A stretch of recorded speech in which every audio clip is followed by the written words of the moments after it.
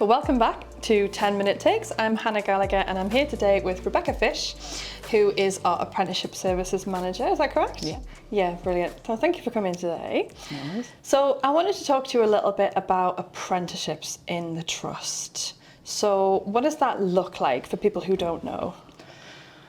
So apprenticeships-wise for the Trust, we've got over 500 people on apprenticeships, Right. over 60 different types of apprenticeship standards, so ranging from level 2 to level 7 masters apprenticeships. So there's a wealth of different opportunities within the Trust. Brilliant. So what is your role in the Trust? How does that relate to apprentices? It's quite a varied role. So we are a training provider, Okay. or an employer training provider, so we provide a certain amount of apprenticeships to our own staff. So I manage that delivery team, and we've got a number of contracts to maintain around the ESFA, the funding, Ofsted regulated and all of that. But we also look to expand apprenticeship provision, so we do a lot around engaging with managers around apprenticeship opportunities in their workforce, looking at workforce planning, engaging with new training providers like universities or colleges around what apprenticeships could be useful for the Trust. Yeah, and then I know there's some newer apprenticeships coming. What are those? I know about the ODP apprenticeship. Do we have any additional ones? So there's about 715 currently, Right. different types of apprenticeships Within in a- England, not within I was the Trust. No, thank God. That would be crazy. No, for across England, there's 715 Right. different types of apprenticeships that we can use. So there's always new ones coming online, Yeah. or even just ones that we haven't engaged with before. So I know for the likes of healthcare sciences, we're looking at a mortuary apprenticeship Right, opportunity okay. vacancy coming up. It's a very niche area for very sort of specific skills, so the apprenticeship will offer them an entry route to recruit to those posts. We've done a lot of development with like the likes of maternity. I'm doing a maternity support worker apprenticeship. IT have just started in the last year doing a digital services technician apprenticeship. Okay. So it's a really good time, loads of opportunities with new and developing standards within the Trust. Brilliant. And how would a department or a team or a service initiate that conversation about a different kind of apprenticeship? I think we really rely on managers and teams and departments to have a look at their own workforce planning and work out if they're struggling to recruit in a particular area, or Right. there's particular skill sets that are needed that they aren't able to engage in other traditional pathways or universities to get those. That's when they engage with my team, so the Apprenticeship Services team, around the areas that they're wanting to develop. We'll have a look to see if there's any apprenticeship standards, we'll signpost a few resources, and then we'll continue with that engagement. We'll help them source suitable providers that are compliant with kind of due diligence and whatnot, and then all the way up into the induction when they actually get to recruit an apprentice and get them as part of the team. So their part would be the placement aspect of that.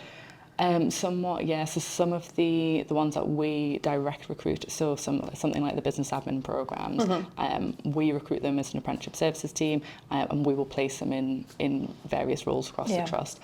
For other apprenticeships like the ODP, the departments are recruiting directly. We won't have any say in their placement. It's all kind of department led. We just support with the kind of contracts and getting the right providers and just support the managers in any way we can, really. Brilliant. And you said that often people do apprenticeships or recruit to apprenticeships, when it's difficult to recruit to those job roles. Why do you think it's easier to recruit apprenticeships than those traditional routes like university? I think there's still well-established routes elsewhere, but apprenticeships offer just a different type of opportunity where you can grow your own skills, having somebody that can learn the job role and the culture and all the other things that come with employment, whilst getting a nationally recognised qualification and earning money and contributing to a department. Really, really just a positive overall for the individual and to the organisation. Some of the high level apprenticeships, these apprentices are able to engage with degrees, masters, foundation degrees and whatnot without having to pay and get into student debt. It's a massive draw for anyone looking to do an apprenticeship, not just young people.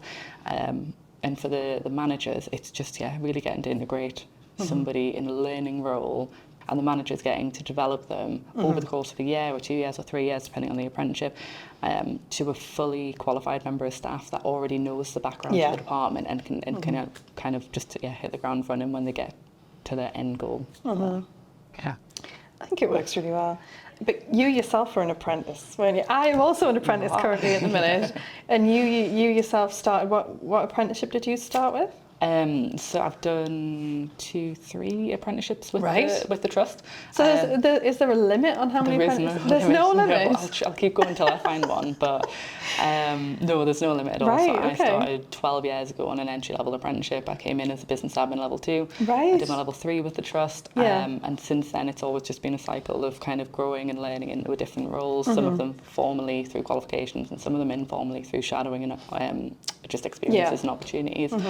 And then most recently, I've done the Senior Leadership Apprenticeship, which I'm just finishing APA for now. Brilliant. So it's the third. So you've got a unique insight then, as the Apprenticeship Services Manager, into what it takes to be an apprentice. I didn't know there was no limit, actually. That's interesting. There's no, you never do. Brilliant. Are you going to do another one after yours then? No. Just keep going. Not for a while.